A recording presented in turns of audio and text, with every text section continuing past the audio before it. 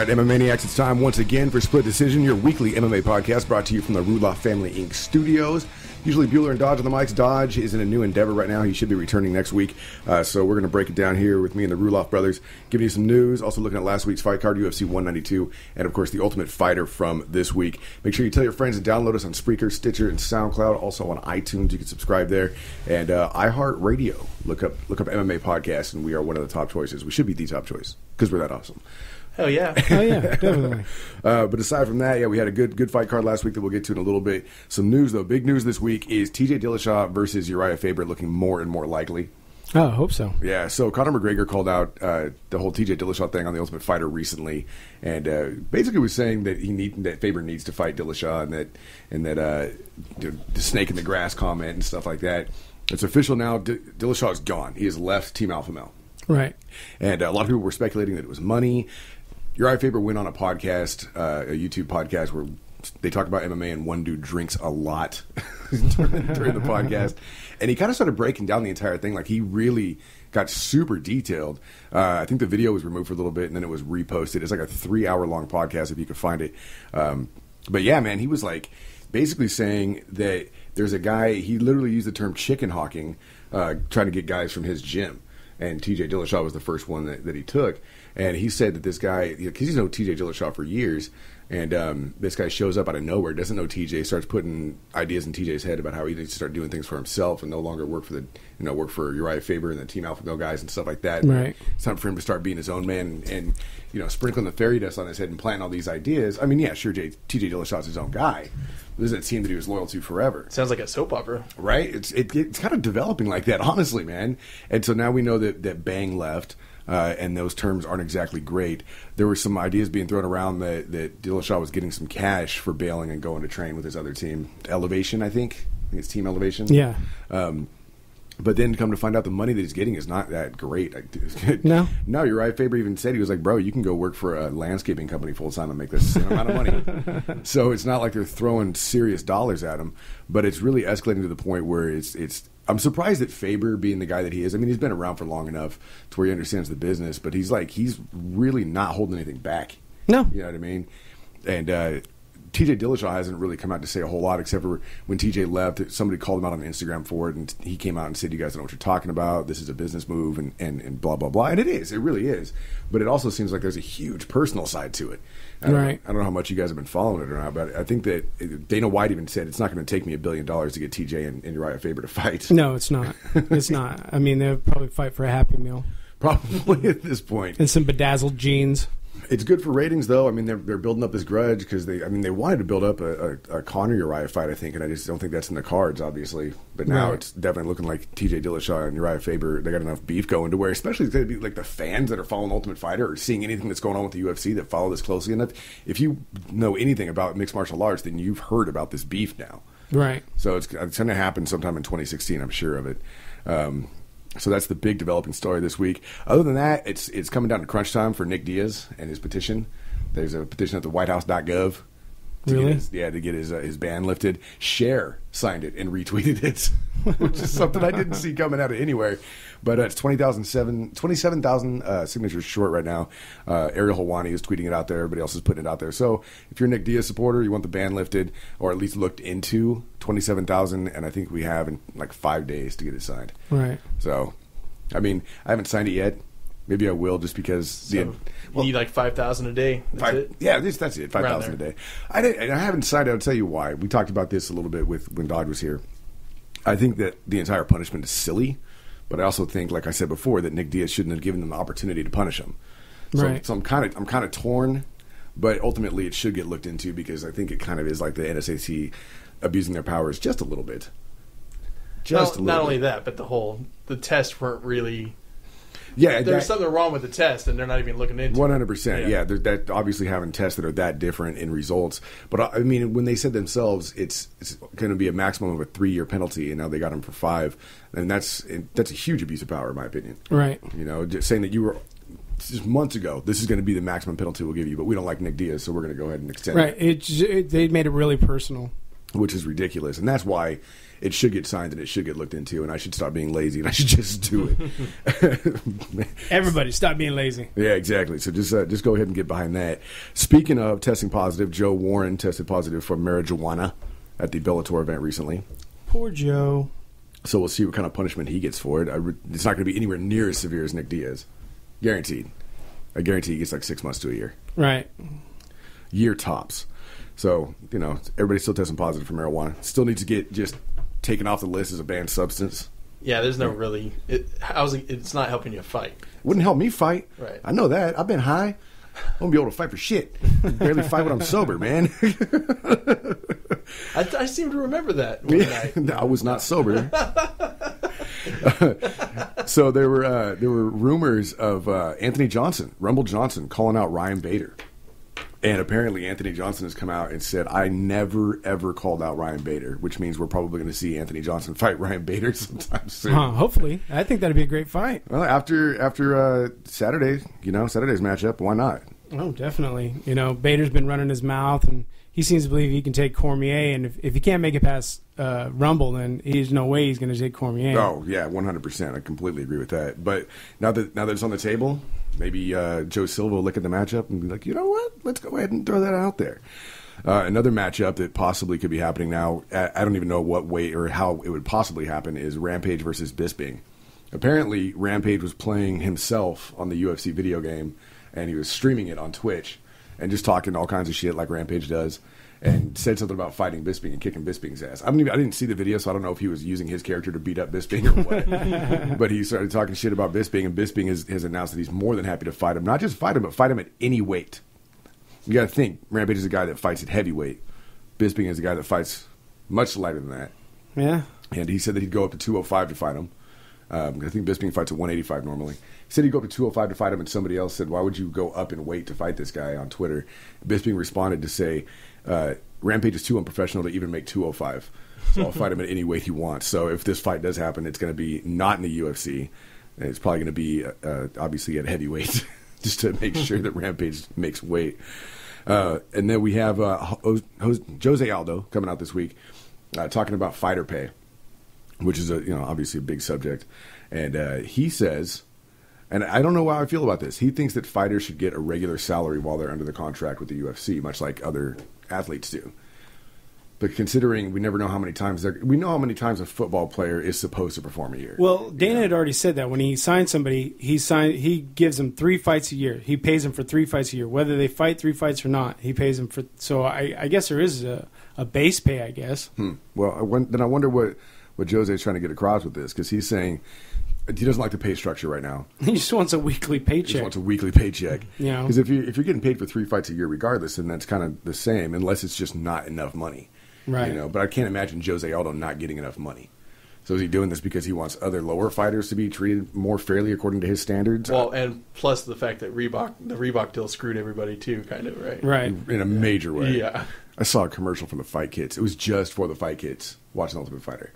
It wasn't like focusing on any fighter. You saw a bit of a Ronda Rousey jersey, but really it wasn't like here's the UFC fighters and this is what they wear. It was like the fighters were all shadowed out, and it was focused on the kits. And it was like, buy yours now at Reebok.com or UFC.com. And I was like, why? Why? None of those look appealing to me. I would rather have a soccer jersey than one of those. And soccer jerseys are pretty damn ugly, too. They want people to buy these fight kits. I don't get it. Don't get it. I don't want a giant green diagonal UFC across my stomach. Well, really, the whole deal it doesn't really make sense except for the UFC. It doesn't make sense for the fighters. Right? I think it makes more sense for Reebok. I mean, even if nobody buys the fight kits, that's not going to hurt Reebok. Reebok's getting a notoriety from being in the cage at every single event now.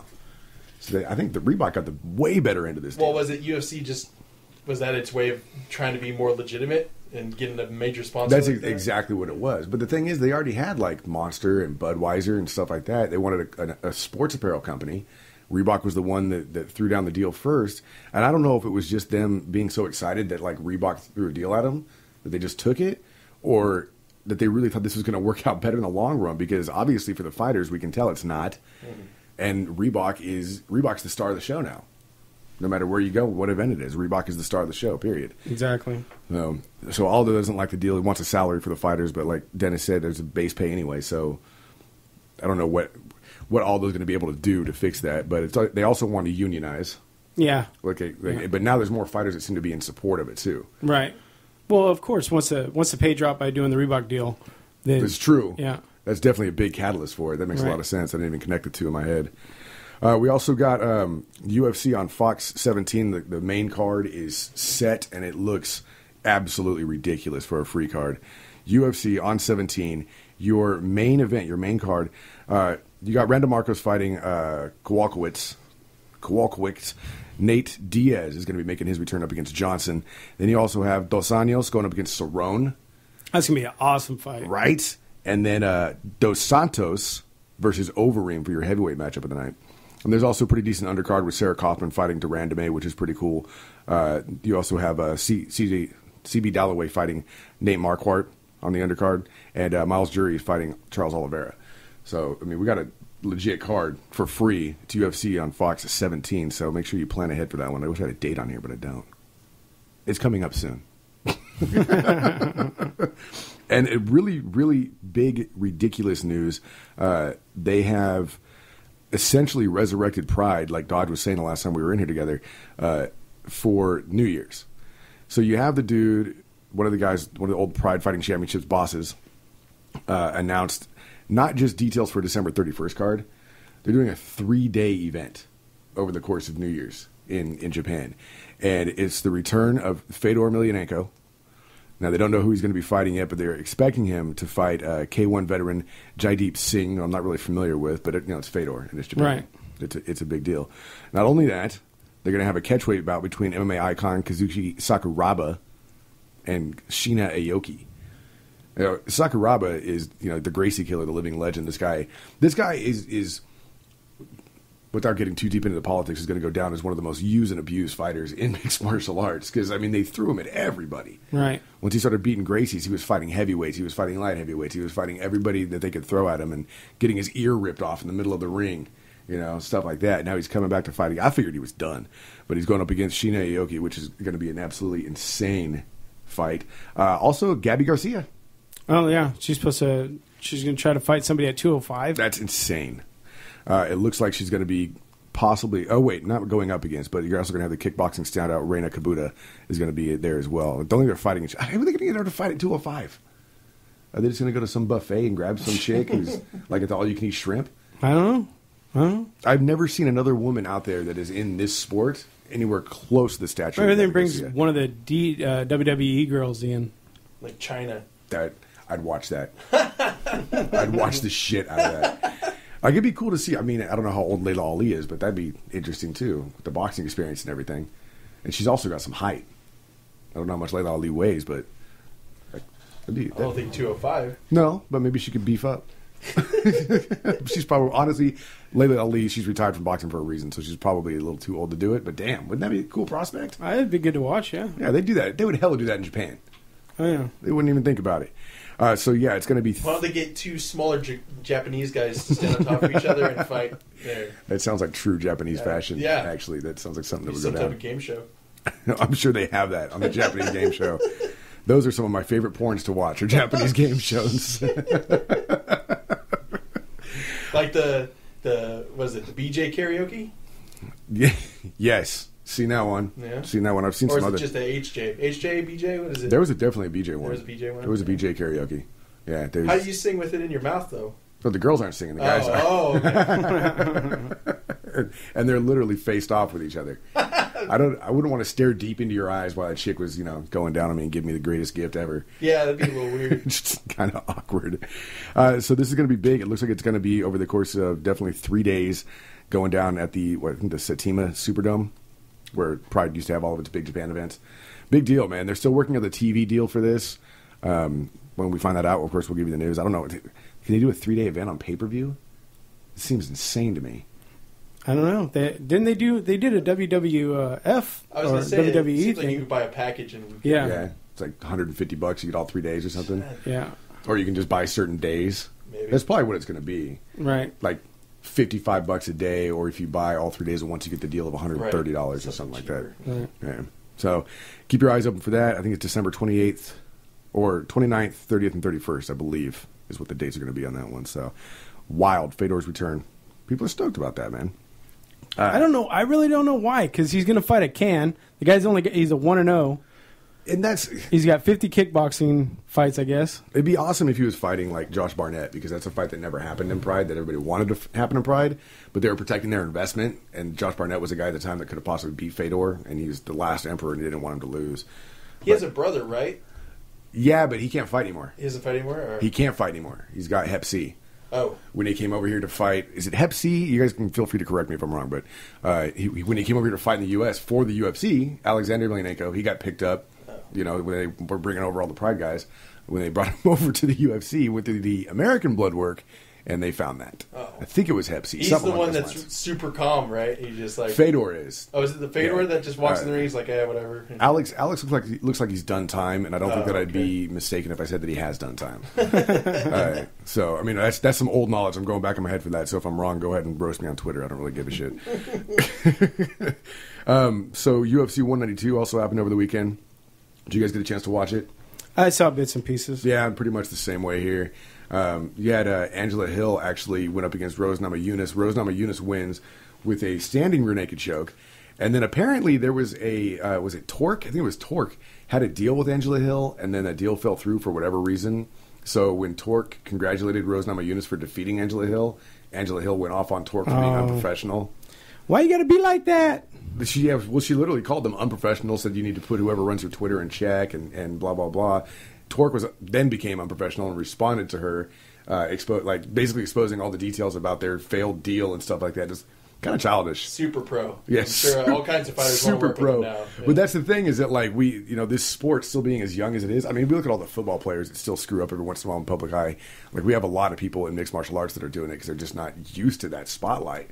You know? Yeah, but the sponsors themselves should know better to. They should. Don't respond. You'd think so. You don't see fucking Nike or someone coming back. Oh, that's another thing I guess I probably should have put in the news. This is why we need Dodge here. Is the UFC official rankings guy is under fire right now, and there's a petition to get him kicked out. Because he's been Twitter threatening fighters. Yeah, with their ranking. Yeah. He's like, you need to work harder, or I'm just not going to vote for you. Yeah, I'm going to bump you down to 12 if you keep that up and shit. Like, I'm not quoting here, but I'm paraphrasing. But yeah, so there's a petition to get him removed, which he should be for doing. I don't know if he got drunk one night and just decided to start tweeting everybody on Twitter. But yeah, it was multiple fighters that he got into it with about their ranking, and he was more than happy to engage him on a public forum of Twitter, and then he got roasted for it, man. So I'm sure we'll be seeing him. He would walk out the back door quietly. I really doubt it's going to be a big, like, we're letting him go. No, he's just not going to be there anymore. Adriano Martins went up against Islam Makhachev. Got the win with the first round KO. It's pretty awesome. And then Albert Tamarov up against Alain Juban. Another TKO head kick in the first round. So if you're watching the prelims, you're getting a good show. Also, Yair Rodriguez went up against Dan Hooker. This one was a unanimous decision in favor of Yair. Your main card, Juliana Pena up against Jessica Ai. Main card was decision fest, but that's okay once we get to the main event. Joseph Benavidez got the win over Ali Bogotanov. Ruslan Magedov over Sean Jordan. Ryan Bader and Rashad Evans. This was actually a pretty decent fight. It looked really good for Bader, actually. Thought we were going to see the old Rashad come in there, sugar, dancing, moving around, really hard for Bader to get a hold of. But Bader was able to get that win. I don't know what's next for Rashad at this point. But Bader definitely is finding his groove to, I guess, be the gatekeeper. He's never going to have a belt.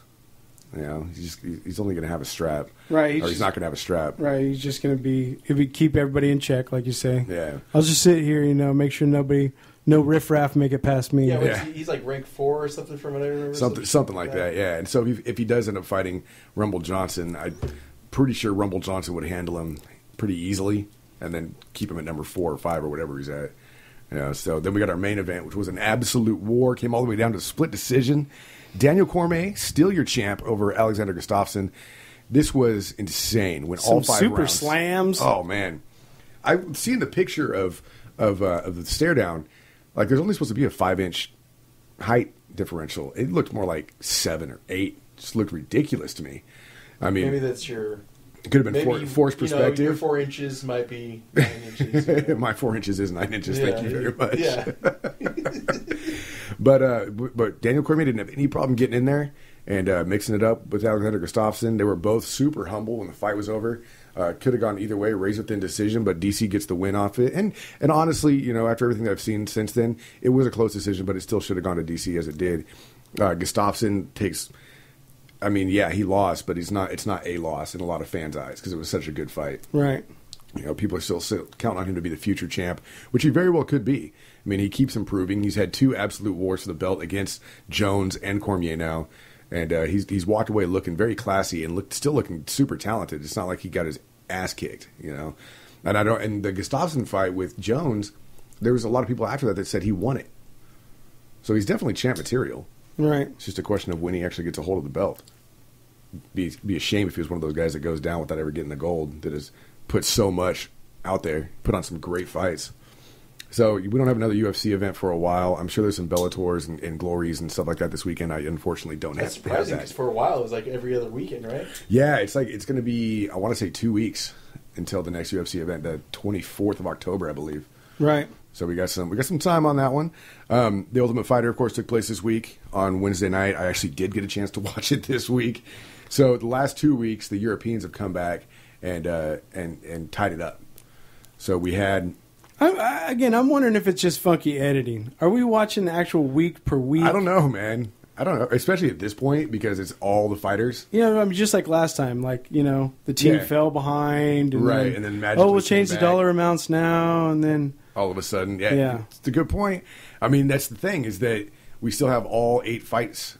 We haven't gone through the whole like first round, so they could be right. They could just be putting it in however they want. So we got Uriah Faber picked the 2 fights ago, but that was when the Europeans won and were able to take back control. So they picked this guy, Saul, from their team, who actually trains for the same gym company that Conor McGregor trains for. I think it was CGB. No, it's not CGB. Something Get Blasted. TCB? No, TGB? BBW? BBW? BBC. BBC. It's like Team Get Blasted or something like that. Anyway, so Conor trains in Ireland, obviously, and Saul trains in England. But they've actually trained together once, and their coaches are training partners. So this guy Saul's essentially getting very similar training that Conor McGregor's getting, and they picked this guy to go up against this kid Billy, who looks like a Billy. Just, I think when he got in the house, it was like, he's getting choked out. He's getting choked out. Oh, he didn't get choked out. Oh, he got a win. Oh, wow, good for him. Good for Billy. All right, man.